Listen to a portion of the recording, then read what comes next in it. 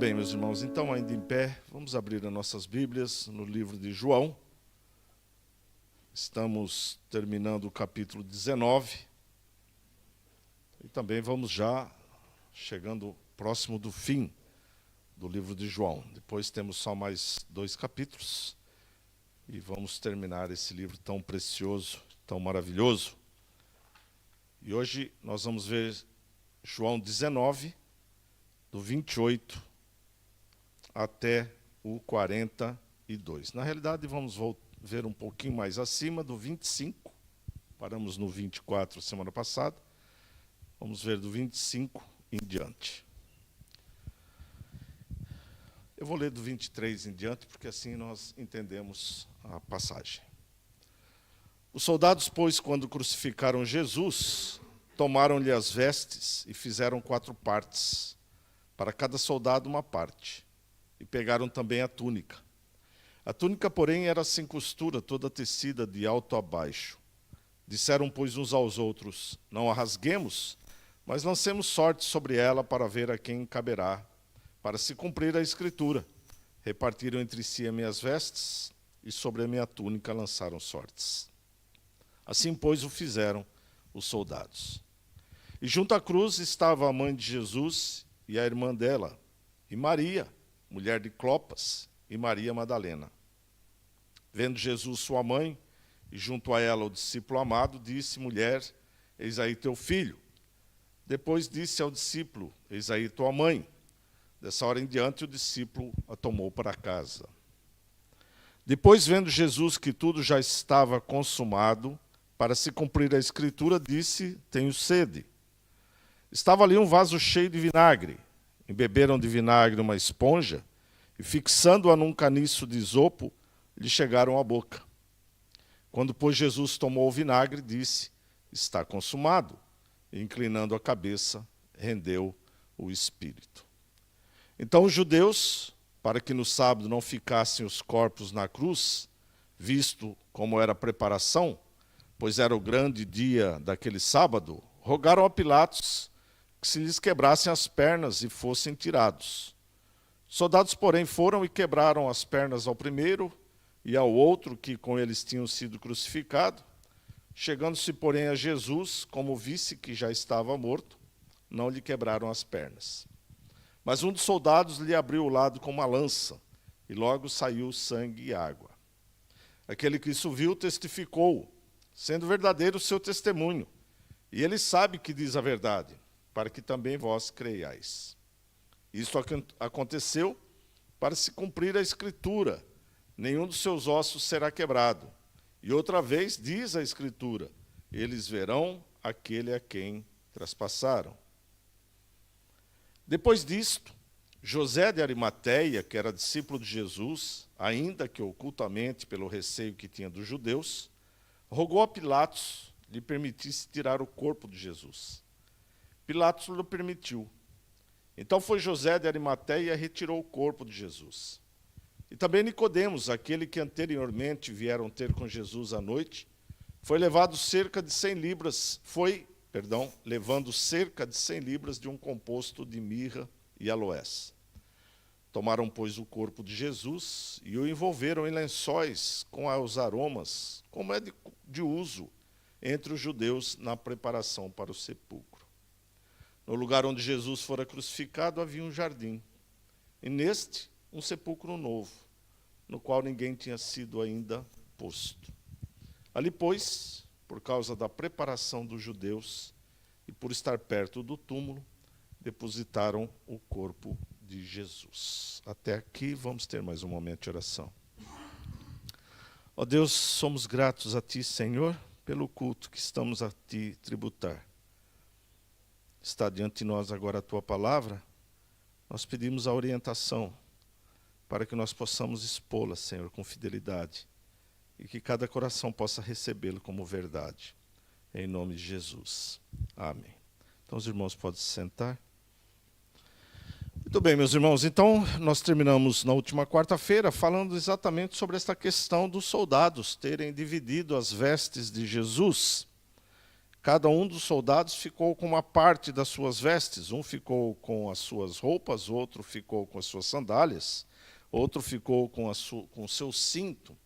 Falamos também que cada escolta era composta por 4 soldados, ou seja, cada um que estava sendo crucificado tinha 4 soldados a cuidar daquele que seria crucificado. Por isso que nós vemos aqui dizer que foram divididos por 4 partes. E dissemos também que a túnica era uma peça só e era uma peça de algum valor. Então, eles resolveram não rasgar a veste ou não dividir a veste porque perderia o seu valor. E resolveram, então, lançar sorte. E foi feito assim para que se cumprisse a Escritura. Interessante que os soldados que estavam a fazer isto não sabiam das Escrituras, eram romanos, né? Não conheciam as Escrituras, né? Mas fez para que se cumprisse o propósito de Deus segundo as Escrituras.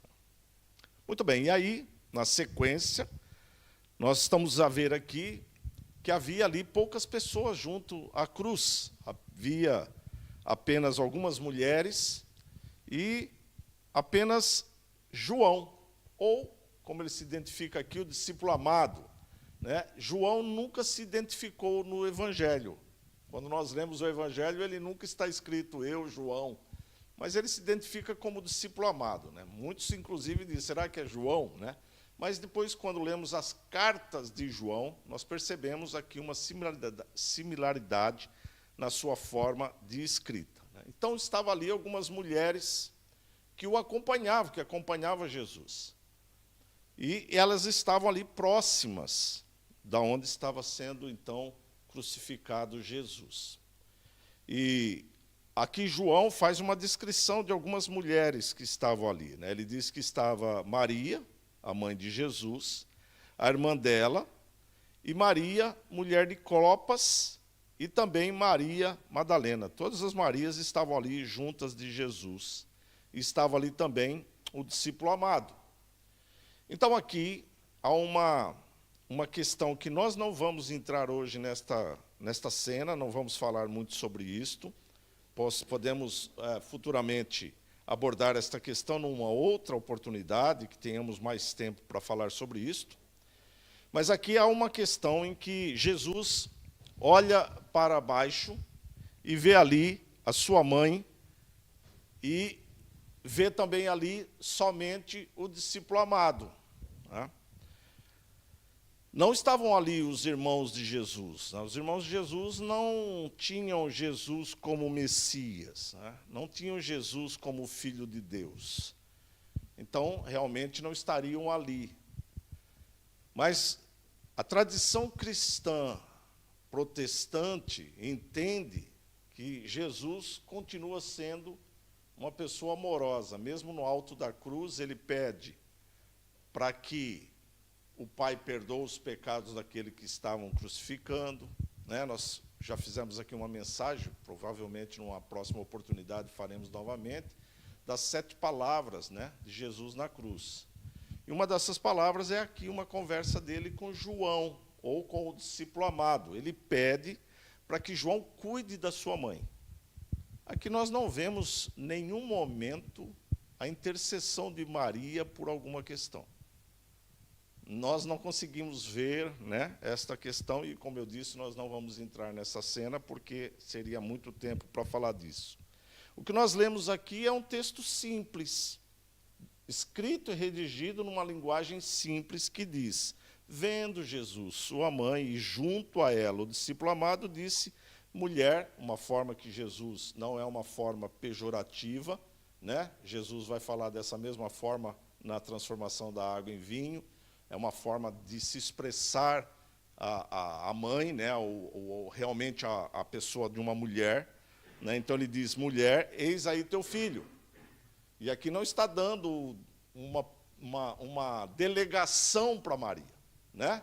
Maria não é a mãe de João, né? Não passa a ser mãe de todos, nada disso, né? Maria, eis aí teu filho, no sentido de cuidado, porque depois ele fala para o discípulo: eis aí tua mãe. E o que é que o João faz? João toma, então, Maria e a leva para a sua casa, e ela passa a viver na casa de João. E é só isso que acontece. Não tem aqui nenhuma questão a mais do que isso. Não há aqui subentendido que Maria passa a ser a mãe de todos aqueles que Jesus são filhos de Jesus ou são servos de Jesus. Nada disso. E, como eu disse, não vamos entrar nessa questão. Mas, então, depois, interessante aqui, porque alguns historiadores pensam ou dizem que João se ausentou temporariamente. Ele pega a mãe de Jesus e leva para casa, exatamente como está escrito aqui, tomou para sua casa. Mas ele volta, porque se ele não voltasse, ele não poderia terminar a história que ele está escrevendo, que ele vai dizer assim, este que escreve é testemunho daquilo que viu. Então, possivelmente ele leva a mãe e volta para junto ali da crucificação. Isso aqui é só para a gente terminar esta primeira parte. E depois disto, ou seja, depois dessas coisas acontecendo, vendo Jesus que estava consumado para se cumprir a Escritura, disse. Então Jesus vai aqui manifestar mais uma questão humana, mostrando que Jesus é Deus, mas também é homem. E Jesus diz que ele tem sede. Ele tem sede, ou seja, nós vamos ver que isso também, como está relatado aqui, João sempre reforça essas questões, né, é para se cumprir a Escritura. No caso aqui, o Salmo 69, 21, que se refere ao servo sofredor. Né? E aqui nós temos também que entender uma questão. Como homem na cruz, às 3 da tarde, num sol escaldante, Jesus possivelmente estava desidratado.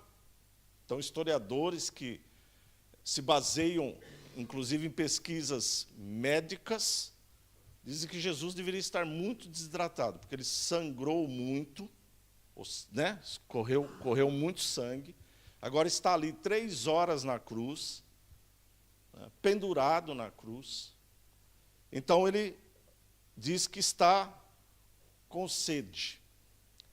E, na sequência, nós vamos ver que alguém teve compaixão de Jesus.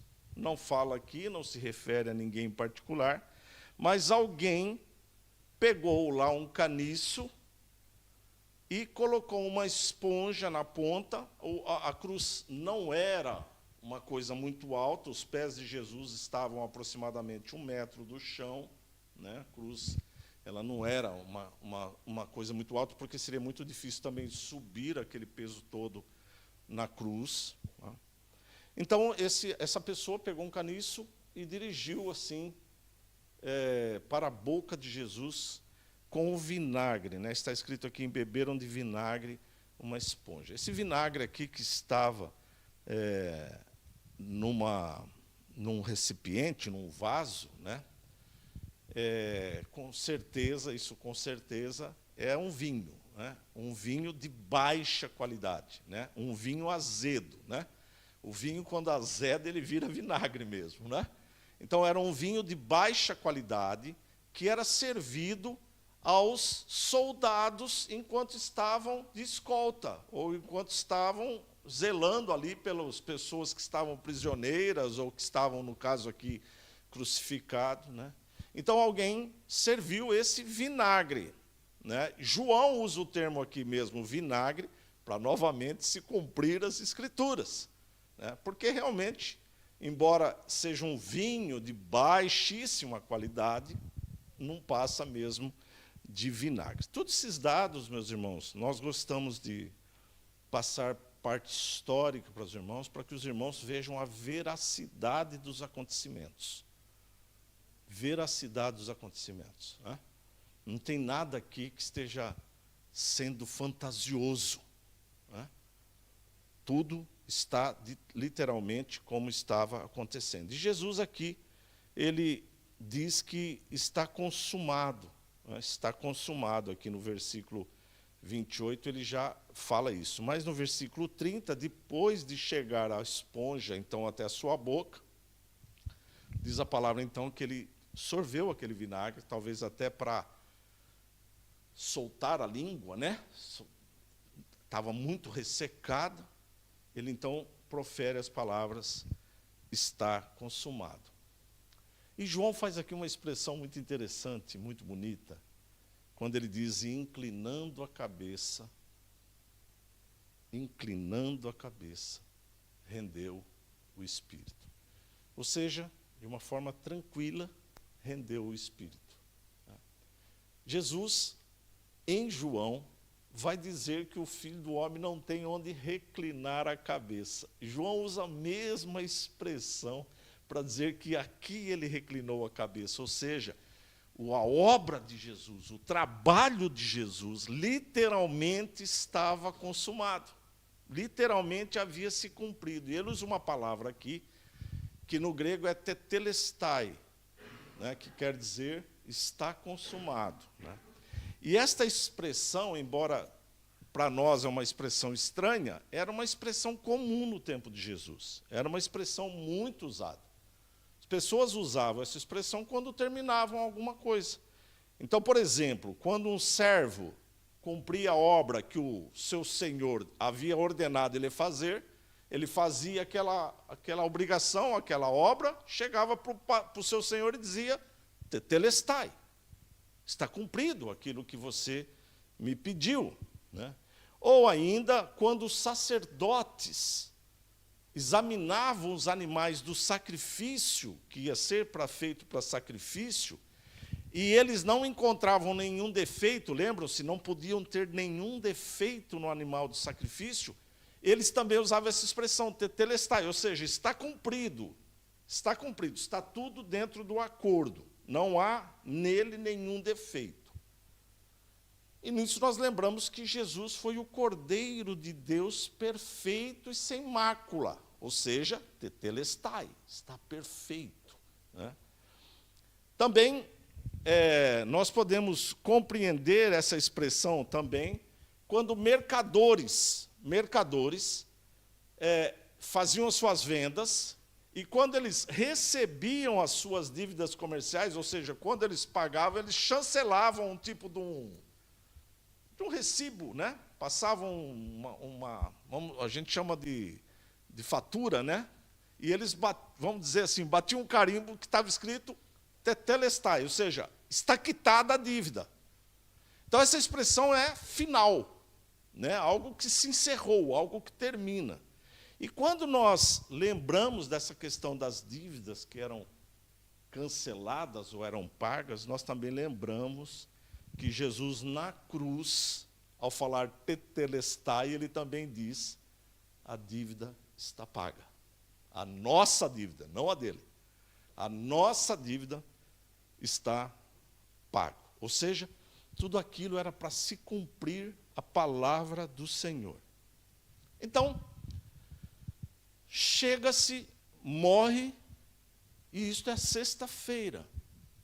Por volta das 3 horas da tarde, já um pouco mais, talvez vamos por aí por volta das 4, os judeus começam a ficar preocupados, porque, pela tradição judaica, corpos não podiam ficar pendurados, mortos no madeiro, não podia ter uma expressão que pudesse denotar contaminação, que pudesse denotar maldição, qualquer coisa desse tipo. Então, eles se dirigem até Pilatos e pedem para que os corpos fossem tirados de lá. Mas os corpos só podem ser tirados se eles estiverem mortos.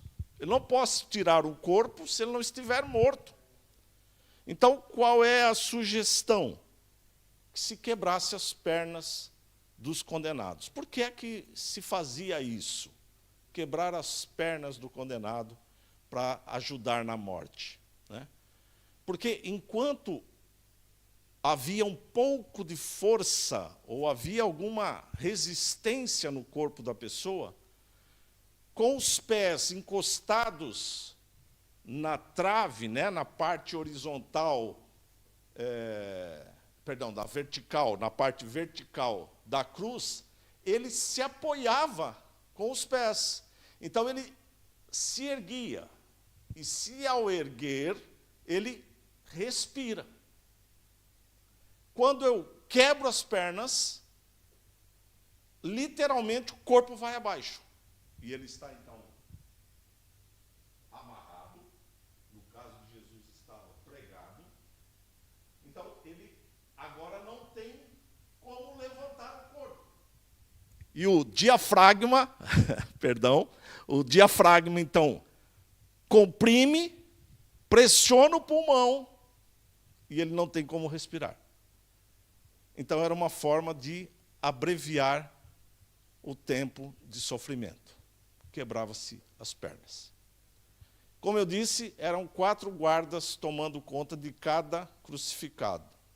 Então, o primeiro da ponta quebrou as pernas do ladrão, o da outra ponta quebrou as pernas do ladrão. E quando foi quebrar as pernas de Jesus, o que estava ali para fazer a ação, percebeu que Jesus já estava morto. É o que diz aqui no versículo 32. Os soldados foram, quebraram as pernas do primeiro e do outro, que com ele tinham sido crucificados. Chegando-se, porém, a Jesus, como vissem que estava morto, não lhe quebraram as pernas. Mas, para ter a certeza, alguém furou o lado de Jesus. Bom, a Bíblia não fala qual foi o lado que foi furado, né? Mas alguns historiadores, né, sempre gostam de tentar fazer alguma coisa, diz que foi do lado direito, por causa da empunhadura da arma dos romanos, como eles empunhavam as armas. Isso tem pouco caso para nós, não importa isso, né? Mas o que nós queremos aqui mostrar é que ele foi ferido por uma lança, e diz a palavra do Senhor, então, que saiu dali água e sangue, né? Água e sangue. Então, João quer deixar claro aqui que a morte de Jesus foi evidente. Esses detalhes é para mostrar a evidência da morte de Jesus. E, por isso, ele diz no versículo 35 que a narrativa é um testemunho pessoal dele.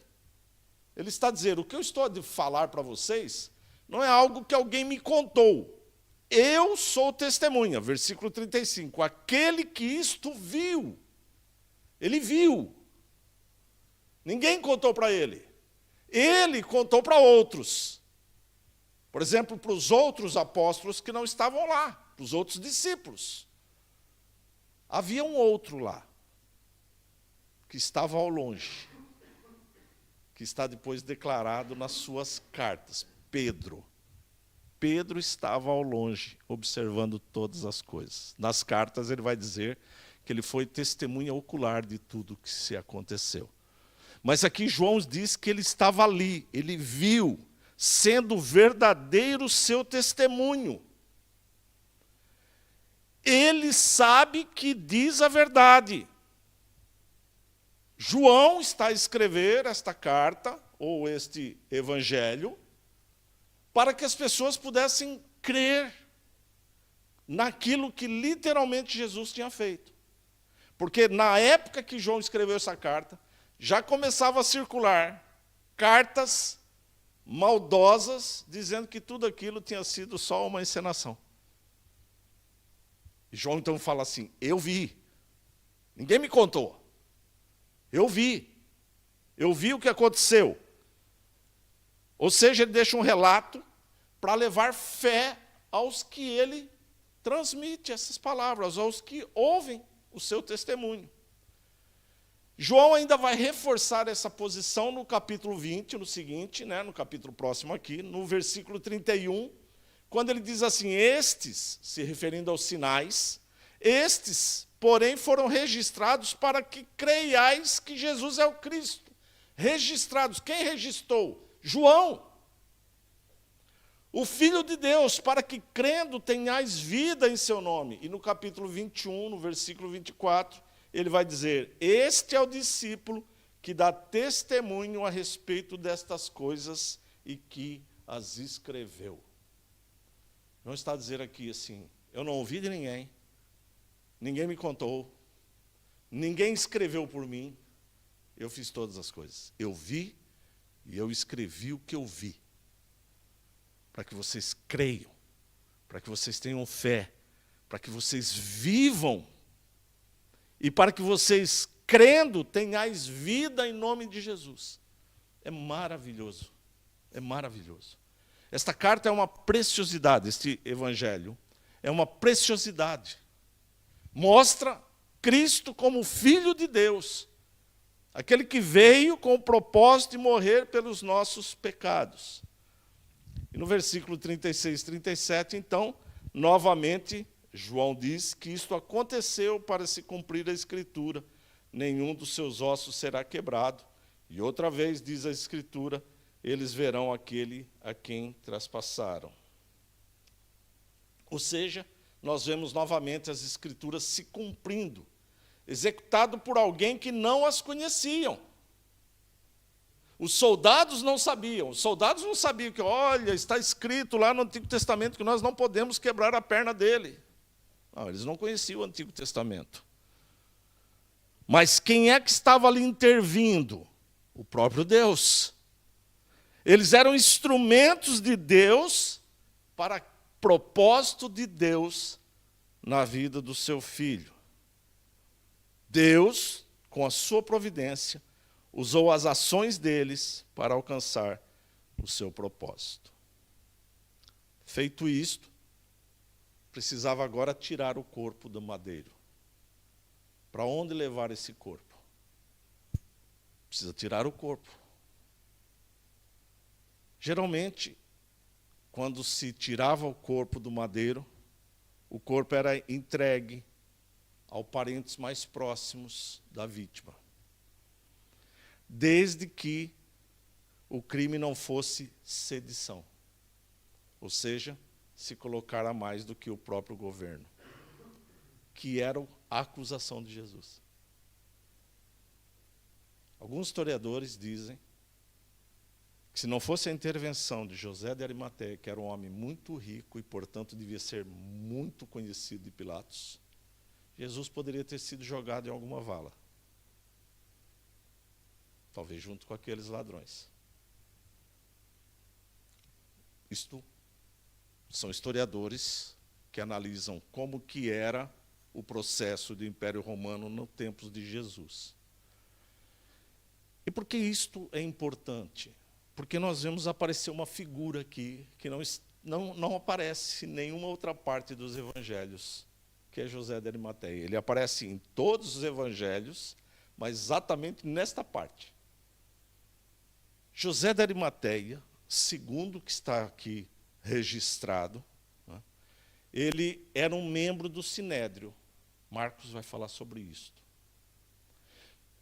E João diz que ele era um discípulo de Jesus, ou seja, ele tinha ouvido falar de Jesus, talvez até através de Nicodemos, que foi outro que era do Sinédrio, que esteve com Jesus, e esse literalmente acreditou que Jesus era o Messias prometido. Então, ele vai até, ocultamente, vai até Pilatos e pede o corpo. É o que está descrito. Depois disso, José de Arimateia, que era discípulo de Jesus, ainda que ocultamente, pelo receio que tinha dos judeus, rogou a Pilatos que lhe permitisse tirar o corpo de Jesus. Pilatos lhe permitiu. Por que será que Pilatos permitiu? Pilatos não poderia ir contra a própria lei. Mas Pilatos, quando nós lemos os relatos, ele nunca acreditou que Jesus era quem os judeus diziam que ele era. Ele era inocente. Então, diante dos olhos dele, ele não tinha crime de sedição. Então, ele poderia ser entregue. Como nenhum parente veio requisitar o corpo, ele estava, então, entregando para aquele que requisitou o corpo. O processo de Deus é soberano em todas as coisas. Então, a palavra do Senhor diz que ele foi, pegou esse corpo, e João registra que ele encontra com uma outra pessoa, com Nicodemos. E Nicodemos é aquele, diz João, que anteriormente vieram com Jesus à noite. E ele foi encontrar com Nicodemos. Interessante aqui, novamente, com a questão histórica das coisas, é que alguns historiadores, eles entendem que eles meio que prepararam todas as coisas. Porque, veja, Jesus estava pendurado. Jesus estava a morrer. Alguns historiadores entendem que Pilatos e José da Arimateia já começaram a se movimentar, porque sabiam que ele ia morrer na cruz. Eles entenderam o plano de Deus. Sabiam que ele ia morrer na cruz. Por que eles entendem dessa forma? Porque, de repente, Nicodemos aparece com 100 libras de um composto. 100 libras é aproximadamente 45 quilos de um composto, do nada. A pessoa aparece com um saquinho na mão, 45 quilos, tem que ser carregado já nas costas. Ou seja, eles estavam prontos. E aqui nós aprendemos uma lição, se literalmente for tudo isto. Nós temos que estar sempre prontos para servir a Jesus. Sempre prontos. Nós não podemos ter coisas que nos impeçam de servir a Jesus. Por tudo que Ele fez por nós, não podemos ter nada que nos impeça de servir a Jesus. E quantas vezes nós temos problemas que nos impedem de servir a Jesus. Veja, ele foi, pegou o corpo, pegou esse saco, 45 quilos, foi com o corpo e levaram até um sepulcro. Não um sepulcro longe, um sepulcro perto da onde ele havia sido crucificado. Ou seja, um sepulcro também que estava preparado para sepultar alguém. E diz a palavra do Senhor que o sepulcro era novo, ninguém tinha usado. Alguém pode dizer, né? José de Arimateia mandou preparar o sepulcro para ele. Ele era rico. Pois, sendo José de Arimateia um homem rico, ele iria ser sepultado no cemitério dos judeus, não num lugar afastado. Ou seja, tudo estava pronto para receber Jesus. Eu acho fantástico, eu gosto muito de história, e eu acho que isto enriquece, não que nós precisemos disto, a palavra é suficiente, mas isso dá vida na palavra, dá vida, a gente consegue visualizar, porque veja, eles tomam o corpo de Jesus, envolvem lençóis, já são aproximadamente 5 horas da tarde, mais 1 hora e acabou, eles não podem mais mexer naquilo. Não pode ter contato mais com mortos.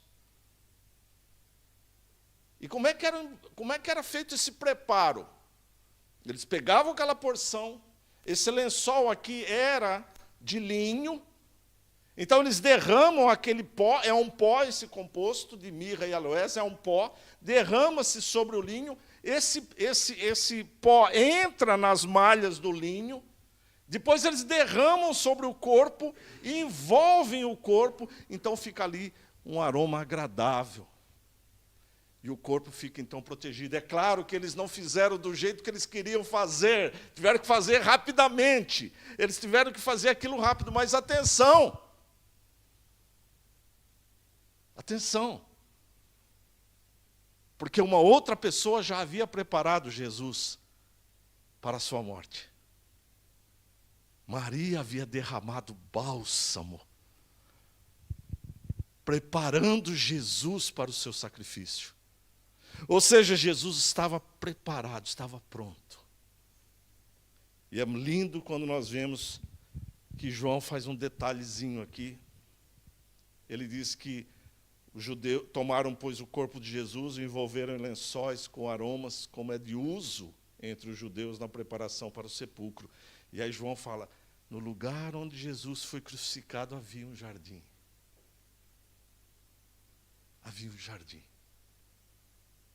Jesus sendo colocado num jardim, não no lugar onde há morte, mas num lugar onde há vida. Jesus colocado num lugar onde havia um jardim, e nesse sepulcro novo, no qual ninguém tinha sido ainda posto. Um lugar preparado.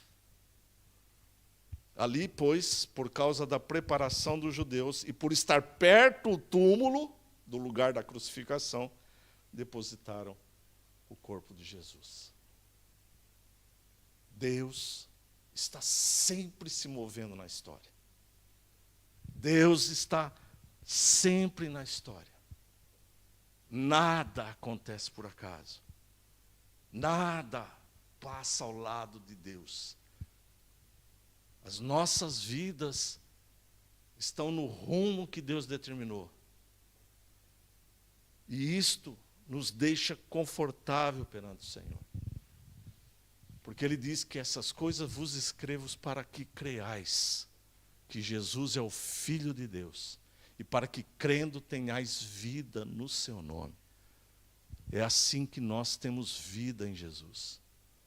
Nós temos vida porque cremos nas palavras de João, cremos nas palavras de Lucas, cremos nas palavras de Marcos, cremos nas palavras de Mateus, cremos nas palavras de Paulo, cremos nas palavras de Pedro, cremos nas palavras de Tiago, cremos nas palavras de toda a Bíblia.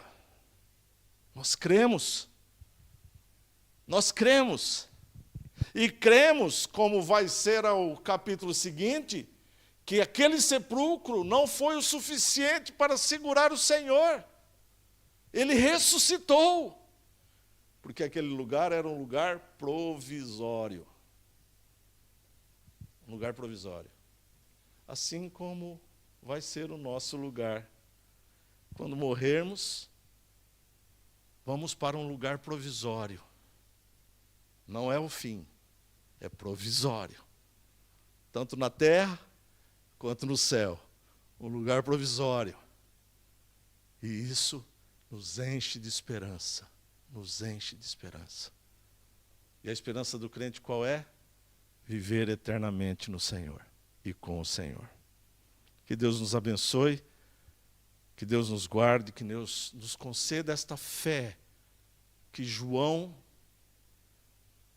ao escrever esta carta, esperava que nós pudéssemos receber.